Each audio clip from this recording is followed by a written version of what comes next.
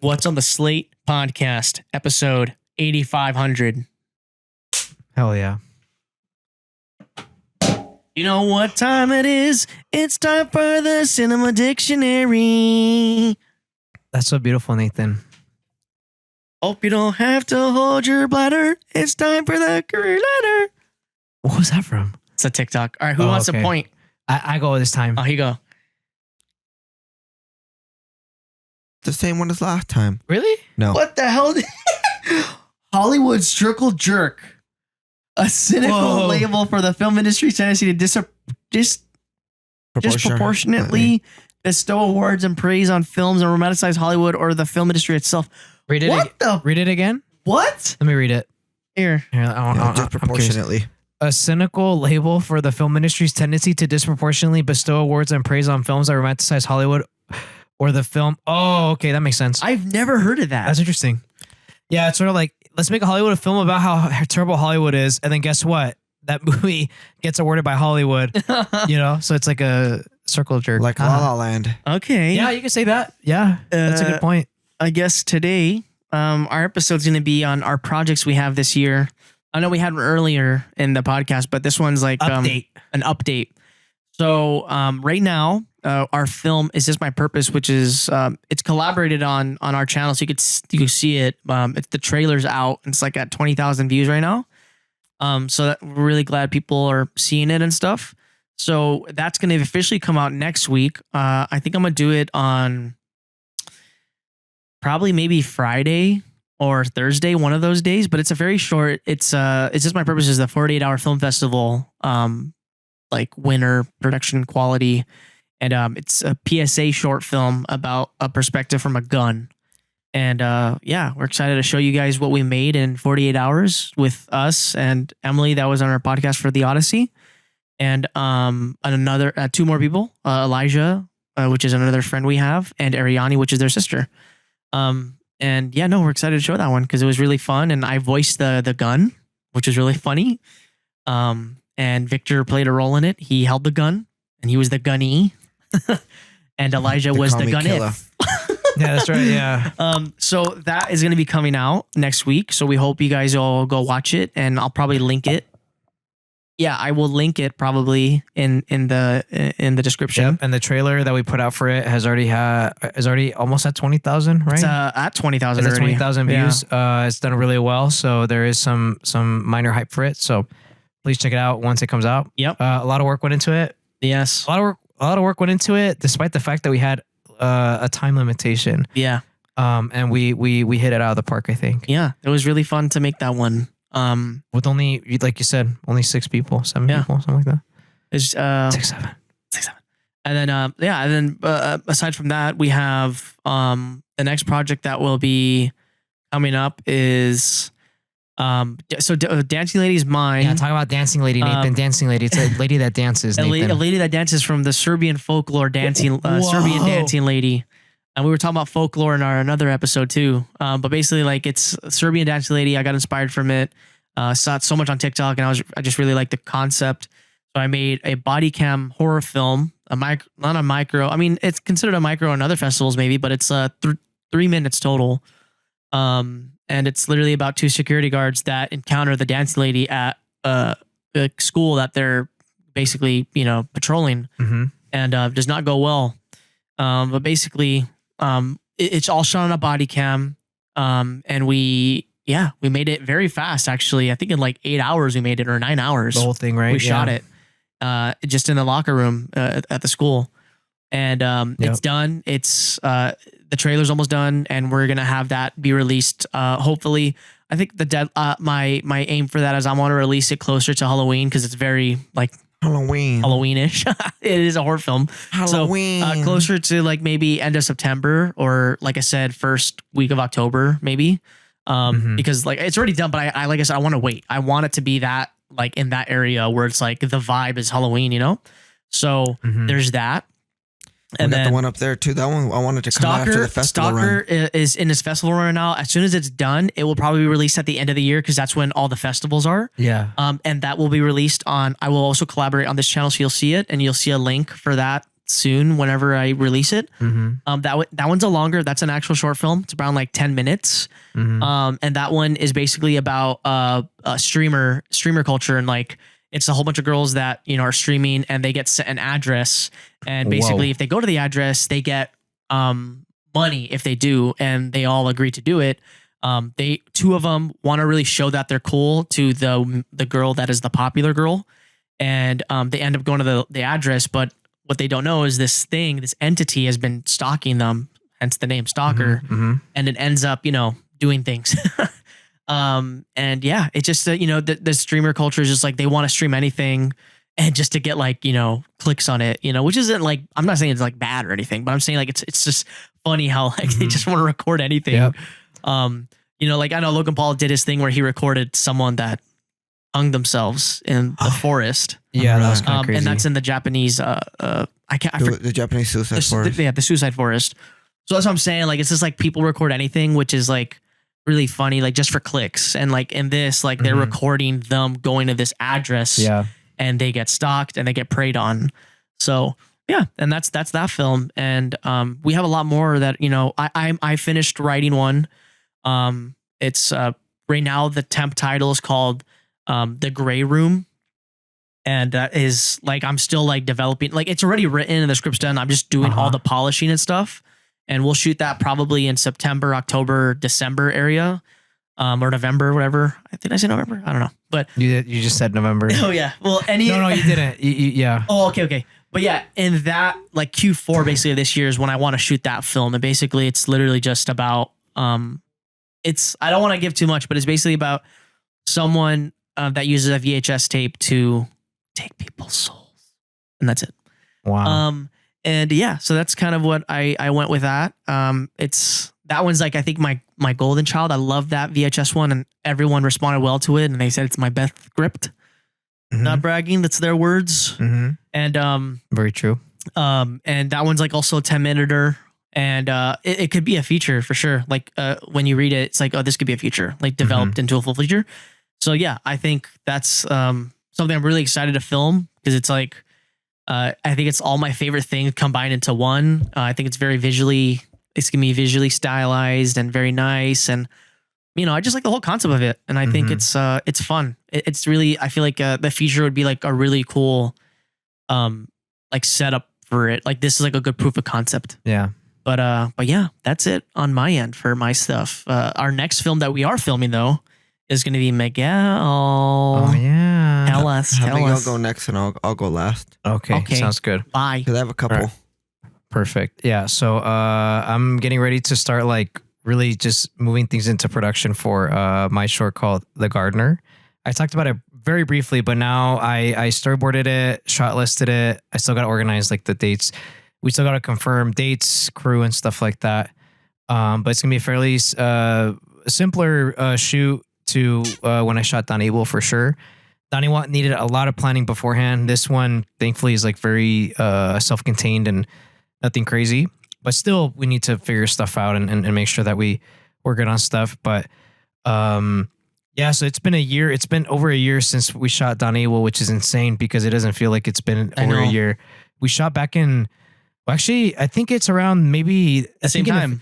Because we shot at the end of July. We shot beginning of July, which and then of July. Yes. And then end of July. Yeah, we shot. That's crazy. Oh my God. Beginning of July and then end of July. We came back before 4th of July. We had like a week or two in between. It came out in October, right? Yes. Oh my God. That's crazy. It's like an anniversary basically. Yep. So it's July. Today's July 25th. The memories flooding in of El Cucuy. I know it's pretty crazy. So I just needed just some time to like kind of just like take it easy. I just moved to Burbank as well. And so I just want to take it easy. And then this idea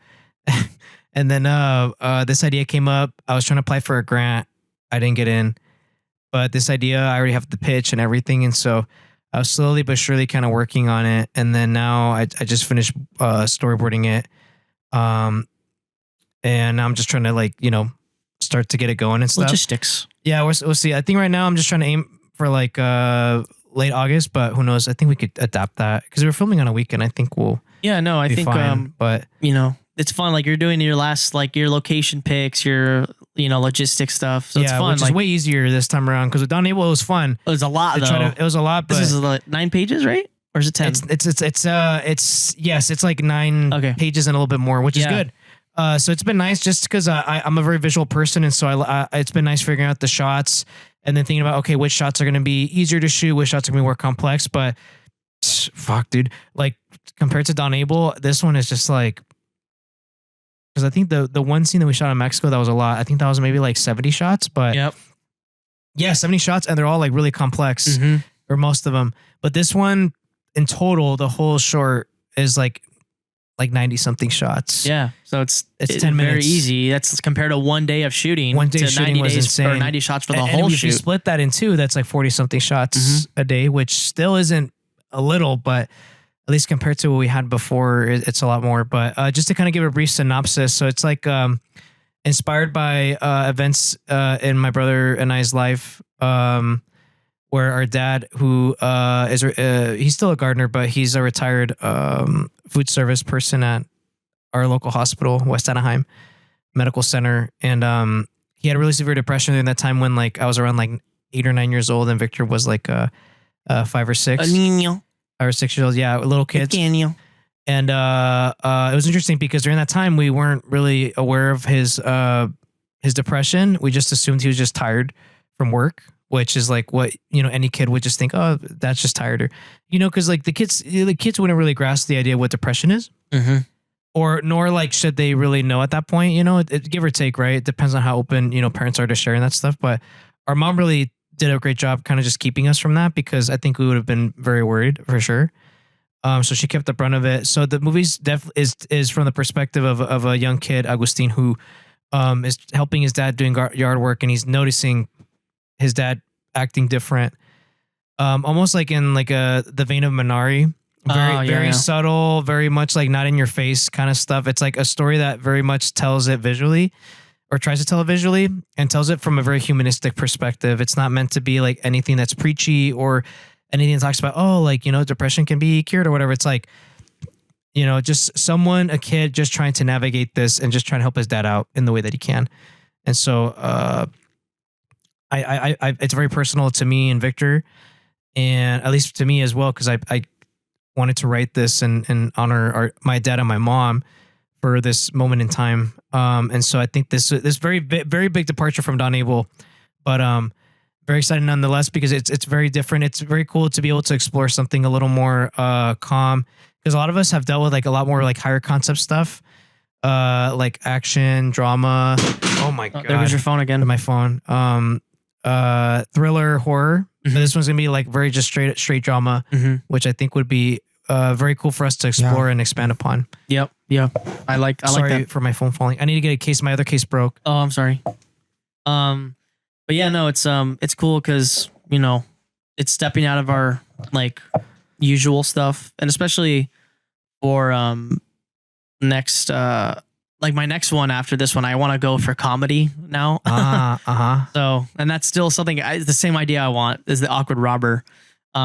So yeah, no, it's fun that, we're trying different, avenues or different like themes. But yeah. And then what do you got, Victor? No, I got a big one right now. A big one? Yeah. So this is the big 10,000 video project that's going to start sometime in October, hopefully. It is not an independent production. It is for work. I don't want to give out too many details, but they want me to oversee a big production with 10,000 instructional videos with a team. 10,000. And it's not just these BS, because the one she showed, my boss showed me with a camcorder, one guy recording the technician. We'll leave it as a technician. And she was the only one. And we did a sample that had cinematic cameras. We had a 6K Z cam. We shot in different formats. Oh, is this the sample? Yeah, the sample. Yeah. We shot it from 9 to 3, and it's a sample that's going to basically it's coming from the company I work for, and we want to do nonstop 10,000 instruction videos, but not just any, the most cinematic, polished, high-end instructional videos. And I was talking to my boss, and she was like, oh, I want it to be good. I said, no, we're going to give you the best instructional videos in the history of instructional videos. And not just one of them, 10,000. It's going to be better than Ford, Ferrari, freaking 1A Auto, all those places. We're going to be better than all those. And then she's like, oh, you can do that. It's like, there's not a doubt in my mind. Can you talk a bit about that sample video you guys The did? sample video basically, I changed the rotors on my car, front rotors and the brakes. We have one of the best car brands, aftermarket companies in the world called A Premium. You guys should go buy A Premium for all your car needs. 150,000 SKUs. Hell yeah, dude. Yeah. Nice plug. And we're trying to. That's what the China's which is actually I can't say China. The corporate's vision is. They want their vision to be 10,000 instructional videos, and they wanted it in 1 year. So they say, I told them, no, 10,000 in 1 year? it's not it's not going to happen in 1 year. There's going to be a That's 3 to 6 months crazy. testing phase and then an expansion. Okay. We can probably do hopefully maybe one day there's 10 little studios and all day filming. That makes sense. Yeah. Just to flood the market. The biggest company right now is One Auto that has over 9,000 instructional videos. And that's where they get all their sales from, and that's where they have 3 million subscribers from those 9,000 videos because everyone wants to see how to fix a car. Makes sense. So that's one, and then I have some feature in the back of my mind for next year, but we'll see if it happens that year. Can I just say, if you guys were to actually make 10,000 videos, Yeah, cinematic. it divided by 365 days, you'd have to make 27 videos a day. impossible. There's no way. It's impossible. There's No no way. way you could do Anyway. that. Unless, hold up, divide that by 5. Divided what by 5? That's 27 by 5. Oh, divided by 5? 5. That's doable. That means we'd need 5 bays. I think if we have Oh, 5 5 bays, locations. Yeah. I see. 5, they call them, That's still a lot though. Every day, bro. And this is including weekends, by the way. It's oh, too. So- really? Oh, you're right. Then no, it's not possible. That's what I'm saying. Like every single day of the year, you would have to It's a couple years worth Film of it. stuff. Yeah, no, I mean it's cool. You know, it's stylized. You know, video work is always nice, especially with how-to videos because it's very most part it's pretty generic camera angles and I feel like stylized. The sample video looked really nice. Yeah, but I'm not a professional technician, so I have a lot of flaws on Yeah. mine. But the And that's why it took longer to film. Yeah, You know, because you're gonna mess up the words, you're gonna mess up, the what the part's called, I don't know. yeah. So I think But the it's camera such a and cool lighting idea. was on doohickey. point. I don't know what. The combobulator. The What's flowback called a modulator. caliper bracket, caliper. But yeah, no, I think it's also you guys forgot. I mean, Don Abel, that film is gonna be released too. Yes. Thank Yeah. you for bringing that up. So Don Abel's still in its festival circuit. Mhm. Definitely a learning experience there in regards to what festivals want and the amount of time that they want for a short. But we're happy to say that Don Abel got an honorable mention award at the Philadelphia Latino Arts and Film Festival, Yeah. which is huge because one, it was categorized as a feature. So it was nominated for what they call their Lola Award. And it's under the Los Features category. So the fact that our film was like in the feature category, but it's not a feature length, it's literally 38 minutes. And that was considered out of, I think there was like 15 nominations. And I think they had 3 winners and 4 honorable mention. Yeah. So only less than half of those people that were nominated ended up getting something. And we did, which is really great. Yeah. We got into the Indie Shorts Fest. But honestly, to be honest, so far we've gotten rejected to pretty much all of them. Yeah. That's film festivals for you. which is fine. Yeah. Because I think at first we were like wanting there to be like some kind of run there, but I think the reality was that our short was just not even short. But at the same time, at least the ones that got in and they did fairly well. And that's the thing too. Where I'm like, I think now I feel like I can see Don Abel doing, I guess, better on YouTube because Probably. It will. because when we finished it, when we edited it and we premiered it at our showcase, people were wanting to see it again. Like people were asking when they could see it again and if they could get a link or whatever. And we're like, no, we're gonna post it. We're gonna put it on festivals and stuff. So that's good to know that there was a demand Mm-hmm. for Don Abel. So that means that people want to see it. And who knows, it could do well. And it did could well. not. And at the end of the day, we have all these festivals. They aired Don Abel in front of the Disney employees, Disney Studios. That's true. Yeah. You had directors from major motion Disney animated pictures watching it, and animators from Yeah. many Disney films that over exceed these so-called festival circuits. So I will say that is one of our claims that I do That's like true. is Yeah. it was at the Walt Disney's Animation And they Studios liked in it a lot. Burbank. People Yeah. They enjoyed it. loved it. Yeah, they loved And it. that's to show you it's the right direction. So a festival not taking you or not picking you is when it doesn't solidify you. Because some of the winners Yeah. they pick are never all subjective, I feel. And to your point, Vic, yeah, exactly. Because I think at first, I think we were kind of enticed by the idea, like, oh, what if we get into these big festivals? And it makes sense. It's good to at least in the moment be like, all right, let's see if we can aspire to do that. But then I remember I would check Film Freeway every day and stuff, and now I'm like, I don't even care anymore. Just because, like Victor said, it's like that shouldn't really determine who you are, or the validity of It's all a you as money a grab filmmaker. now. Because then think about it this way. I think about it this way. What if we got into every single film festival, right? Like then what? You know, like Nothing happens. nothing really Sometimes happens. nothing It happens.